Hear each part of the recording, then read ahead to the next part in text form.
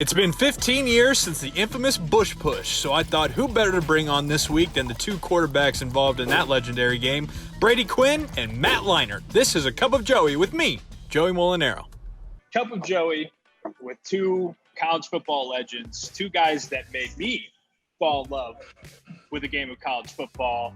The all-time leader and touchdown passes for the University of Notre Dame, Brady Quinn. Brady, welcome. How are you? Doing well. How you doing? Thanks for Awesome. having me. We got Jesus. Hey. And then there he is. We got Grandpa. I just spilled fucking soda all over my iPad, dude. Oh, no. Matt, clean it up, Matt. Oh, no. And I'll do the introducing. Yeah, Go ahead. All right. No, I'm you're ready. good. You're Go good. ahead. You're I'm good. And then on the bottom of my screen I'm looking at, a USC legend, Heisman Trophy winner, national champion. You will catch them all, college football, big noon kickoff on Fox. Matt Leinart. Matt, what's happening, my man? What's up, man? How you doing, buddy? I'm great. I'm so happy that you guys are here and taking the time to do this. Really got to tell you, because I want to talk about, obviously, the Bush Push game 15 years ago. Can you believe that? 15 years ago, fellas. Dude, we're old, man. That was 3 kids, a marriage. A lot of times passed since then, Joey. A lot has changed in my life since then. NFL, all those kind of things. Yeah. It's unreal. But like I said, it's the game that made me fall in love with college football.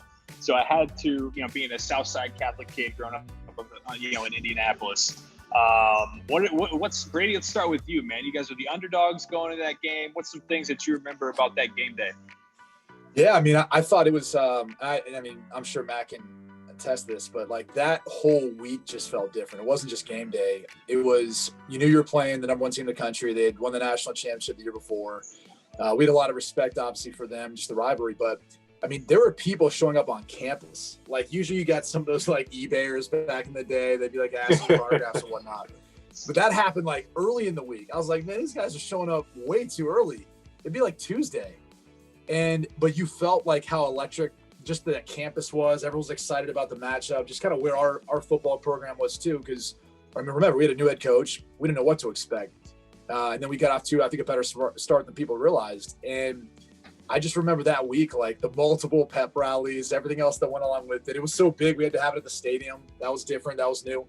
And so just even the hype leading up to it, like it like makes the hair stand on the back of my neck thinking about it because it was just so electric, like getting up, for that game.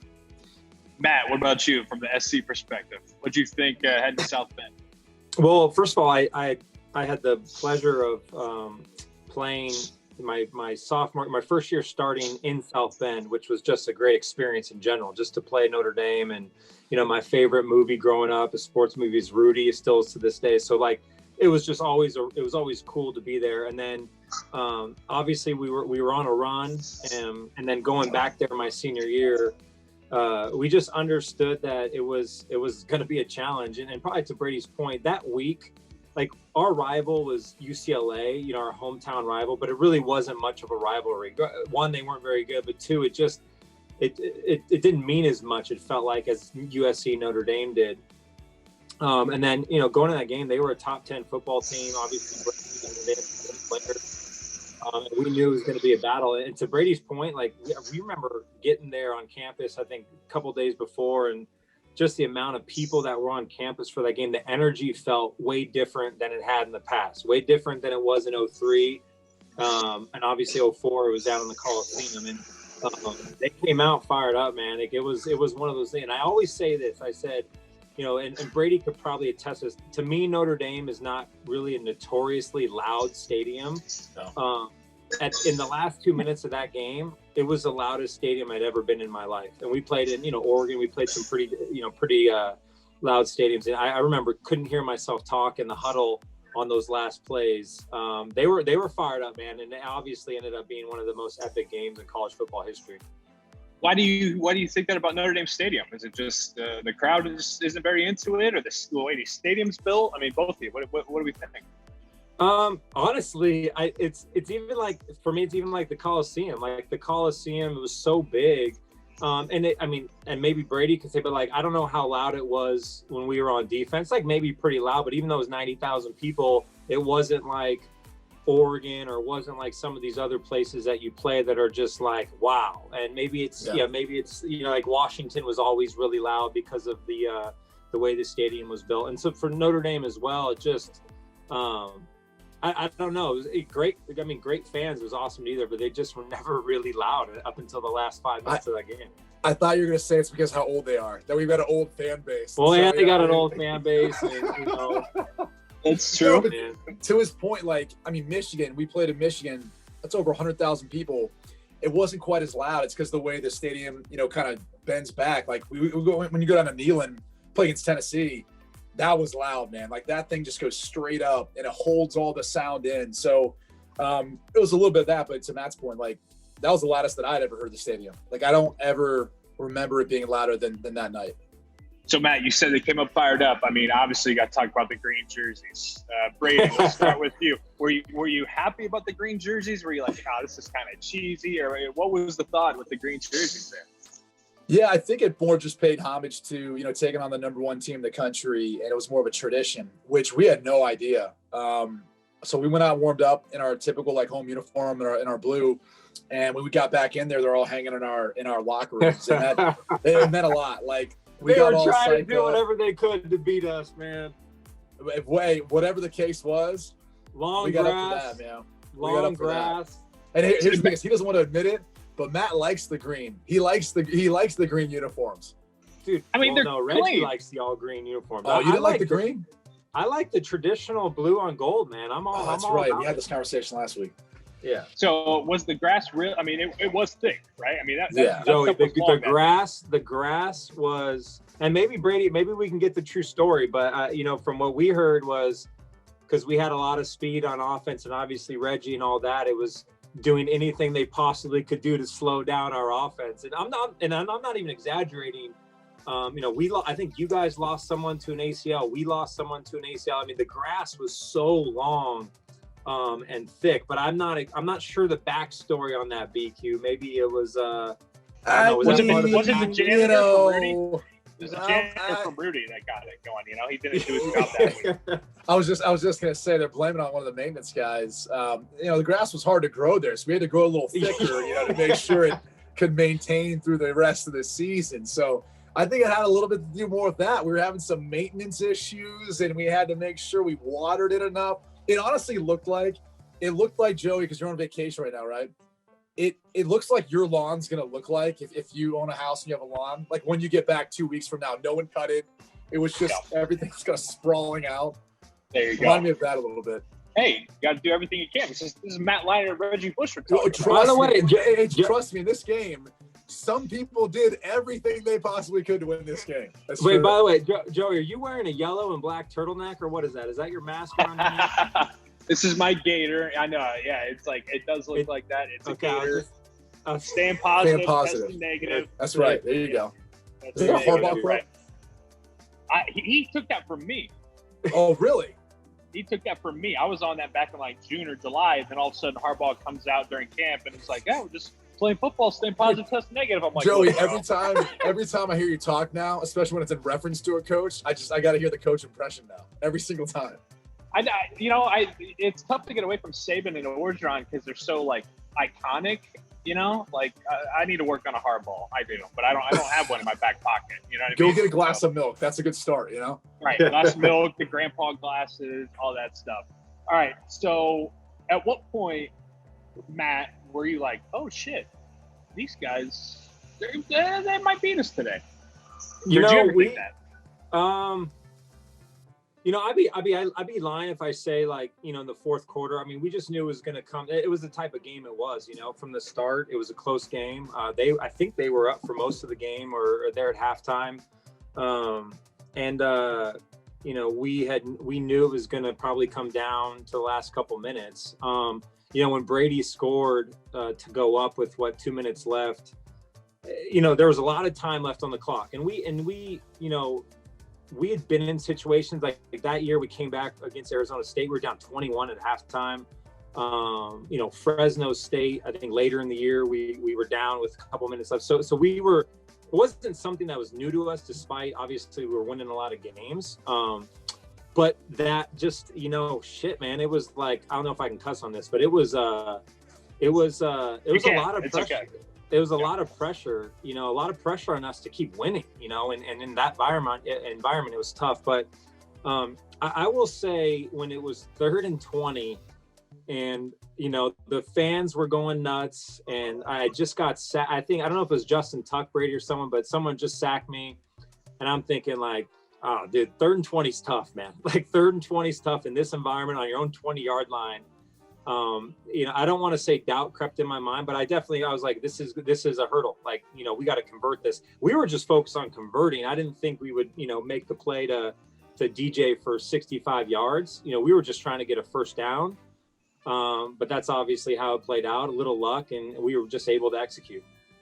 Brady, what about you? Was it, for me, it was Zibikowski's return before half. I was like, oh, well, this is happening. When he broke all those tackles, I was like, this is the day. What did you? By the way, I love Zibikowski. He's one of my favorite. He's the best, man. What a stud. Legend. Tommy C is the best. I think when we got in there at halftime, I thought we felt really good about, everything so far that we had done, putting us in a position to win. The jerseys, the grass, everything, right? Special teams, making something special happen. We felt like we were in a good position. And that's, again, and for us, just going back to like how that season began, it was a lot of like our first 2 road games were top 25 opponents against Pitt and Michigan. And so like, you think you might be good, but you don't really know. And so like being able to be leading at halftime versus the number 1 team in the country, you're like, oh shit. Like we're pretty good. Like and not like we were feeling good about ourselves. We're just like we believe in this coach. If we can execute his game plan, this is going to work. And so then to like fast forward, Matt talked about like my touchdown to go ahead. It's funny because Charlie told me early in the week, he's like, you're going to score the game-winning touchdown on this play. And I was like, all right. Like he never liked calling quarterback run plays. And I was just like, all right, we'll see. So when he sent it in, I was just like, oh, okay. Like this is the play. And I'll never forget, like I thought I might've been short. I wasn't quite sure. And the first thing I thought when I looked, because Charlie also said, he goes, the team that has the ball last is going to win this game. And I literally didn't even really celebrate much. I looked up at the scoreboard and I was like, damn, there's way too much time on the clock. And that was like I couldn't even really enjoy the moment because I knew like we needed to bleed more time off the clock. Yeah. Do you guys think this is the matchup of the 2 best looking college quarterbacks in the history of college football? I mean, you guys are studs, right? I mean, what's the? I should have had a different haircut back then. I think my hair was too long.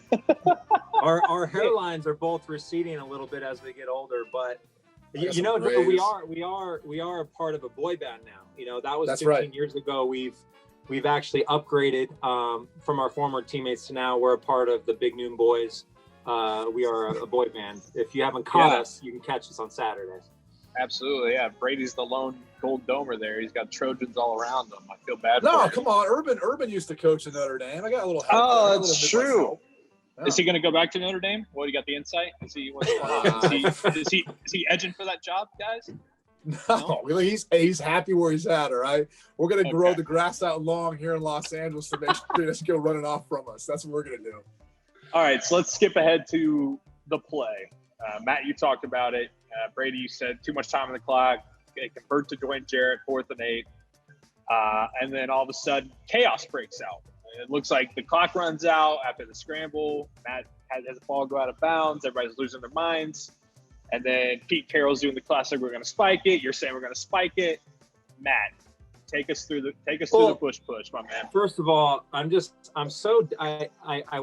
watched that play, the play where I fumble out of bounds a million times. And I'm thinking like, dude, that should have been the easiest touchdown. All I had to do was jump a little higher and just extend the ball, and I was in. Like literally, it's the grass, man. It's the grass. You couldn't get your footing. I was stuck in quicksand. I was like, no, I literally looked at that play. I'm like, dude, like I think I'm a pretty good athlete. I look like a horrible athlete on that play. It was so disappointing. But anyway, so I mean, obviously we know the play, but we're all the chaos. They stormed the field. I had no idea what was going on. I'm thinking like, dude, I just lost the game for us.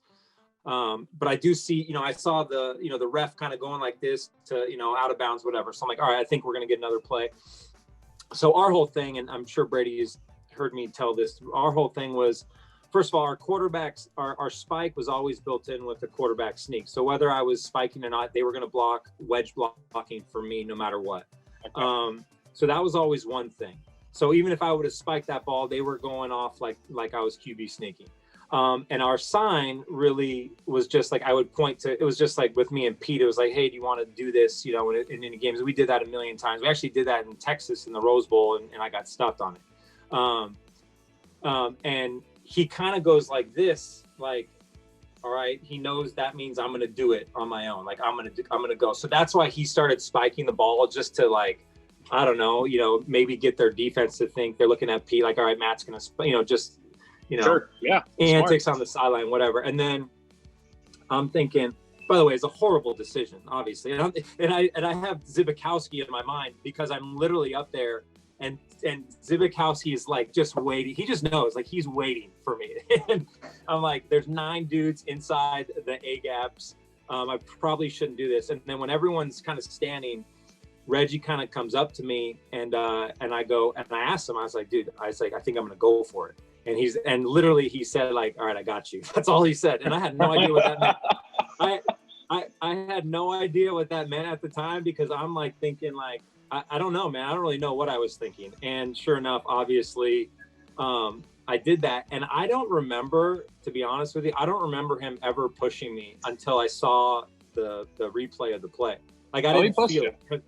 Well, no, because I was pirouette and like there's bodies everywhere, and I just literally fell in the end zone. Like I had no freaking idea. So, man, like it was a crazy play, and it could have easily not have happened, and I would have probably been hearing that for the rest of my career. Just how Brady did for the rest of his life. I still am, like, I always go back to the fumble out of bounds. Like, the clock should have ran out. Like, the person who gets to get the most blame from Notre Dame side is the clock operator. It's like, game's over, bud. But that was one of the problems you have when you have, you're an independent team, is you don't have your own officials. So I believe it was Pac-12 officials who were in there. Yeah. So when Matt looked at the official, he should have looked familiar too to him a little bit there. You gave him a little wink. I want to pull this tweet up. I love this. It was perfect timing for this show. It's from you, Brady, last night. Bush push is kind of like marijuana. Was illegal frowned upon then. Now it's legal to some capacity in most states and allowed in college football. A lot has changed in 15 years. Yeah, I saw that too. That was great. Your thoughts on what was going through Ten's mind on the sideline when all that went down? I mean, I was watching it thinking, like when everyone else ran out in the field, I could kind of see that the officials were congregating. I'm like, man, I know Notre Dame's history. It never works out well with officiating. And I was like, something's going to happen here towards the end of this. And then, honestly, I didn't even notice that Reggie even pushed Matt in. It was hard to kind of see on the sidelines because everyone was down there watching. And I just remember, like, once he got in the end zone to score, it was just deflating. There's no other way of kind of describing it, to be honest with you.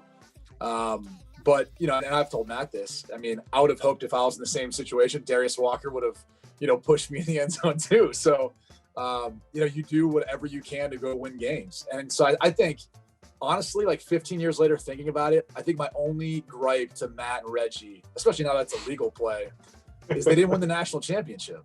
Because if they would have won the national championship, this would be even bigger of a game. But because they didn't, because they shit the bed versus Texas, now it's not even as big of a game. Listen, man. Listen, we put up 40 against them. What are we supposed to do, dude? I mean, honestly, looking back at that season when you have your guys' game and then you have the national championship that Matt, you played in, I mean, as a 12-year-old kid when that was happening, I mean, that was the greatest thing ever. Like that, I mean, history, legendary games in college football, 2 of them in one season. I mean, it was just unbelievable. And Matt, you got to be a part too. Yeah, it was. Think about it. Like, I mean, the USC Notre Dame game, that game by far in that rivalry will go down as. I mean, there's been some greats over the years. I mean, that historical rivalry is one of the best in college football. But I think because of where we were at as a program at that time, and competing for titles and all that, and just the way that game went down is one of the best USC football moments in history. And then, to talk about the Texas game, and I still think maybe the greatest college football game ever played as far as just the hype and then the players. Vince Young, you're talking about Texas was absolutely loaded. We were loaded, especially offensively. I mean, our whole offense was drafted pretty much. Yep. So yeah, it was, as much as Brady constantly gets flack for that game because he's around us and all that, I constantly get flack about losing to Texas. It never escapes me. So we have that in common. Like I can't like my wife's best friend, two of them went to one of them went to UT, and she talks shit to me. Like it's just like everybody. I'm just like, oh my gosh. But two, in USC history, especially two of the greatest games. One we won, one we lost. Yeah, man. It's awesome. But hey, I know you guys got to run. I really, really appreciate the time. I mean, if you would have told me, like I said, 6th or 7th grade me, that I'd be talking to Brady Quinn and Matt Leinart at the same time, it would have shit the bed. Where were you during that game? I was at my folks' house. I had 4 or 5 of my buddies over who were all diehard Notre Dame fans. And it was a Notre Dame USC party. It was like, oh, this is the day. Like, they're going to knock off number 1. It's insane. We're all wearing – I have my Brady Quinn jersey on, number 10. It's real. And we were just heartbroken. I mean, we were just absolutely devastated. I was not a big fan of Matt Leinart for quite a while. But obviously, we're over that. It is all – And here we are now, man. Yeah. Here we are now. Matt, I know you want to plug your podcast, right? What we got? Yeah, we're it's called the Detox Podcast. I do it with Alex Curry, who's she's great. She does a lot of Angels. She does stuff here at Fox, Angels, Kings. Chris McGee, who's the voice of the Lakers pre and post game, and then Richard Jefferson, who a good buddy of mine. We're all South Bay people. We have a fun podcast called the Detox Podcast. So go download, subscribe. I'm new to the podcast world, man, so you can help me out. But absolutely, it's a lot of fun. I love it. Hey, I love it. Can I say one thing? I hope the people who are watching this know Joey's on vacation right now. He's making time. He's on vacation. This is how hard this guy works. He's making time away from his family, away from vacation, just to be able to put this together. So I hope you people appreciate this, because this guy works extremely hard. Thank and you. What is that? Is that a chalkboard behind you? What is that? What's up, Steve? So I'm at Starbucks because my place has terrible Wi-Fi. So these baristas are up here thinking, like, who the hell is this guy talking to? They don't know what's going on about a game that happened 15 years ago. Have you noticed Joey has to kind of keep sipping, because otherwise he's got to put the gator back on. He's got to put it back on. So this is the COVID time. So he's been like, he's a man of intermittently sipping his drinks, so it falls under the guidelines. Yeah, so it's not turtleneck. I don't have to do this. Yeah, anyway, Brady, any last words? Anything you need to plug, my man? I've got a foundation. We helped out wounded vets. You can find out about it at 3ng.com. It's called the 30 Goal Foundation. So always plugging that. Always trying to help out the troops in a myriad of ways. But no, man, I appreciate you having us on. Thank you for making me rehash this one more time. One more. I'm sorry. When are we going to do this again? We do this next year for the 16th year or the 20th year? Like, what the 20th year. I feel like it's just anniversary every year, dude. I feel like I'm glad you feel that way. I sure don't. It was a big moment. A rectal exam every time. It was a big moment in my life, all right? And now that I had this opportunity, I wanted to rehash a little bit. So, I'll apologize. We'll come back on, I don't know. You tell me, Brady. You hit me up in the next thing that you want to do, and then we'll do it that way. We'll reverse it here on that, okay? All right. Sounds good, buddy. All right, I appreciate it. See you guys. All right, Joey. Take care, guys. brother. Yep. See you, man.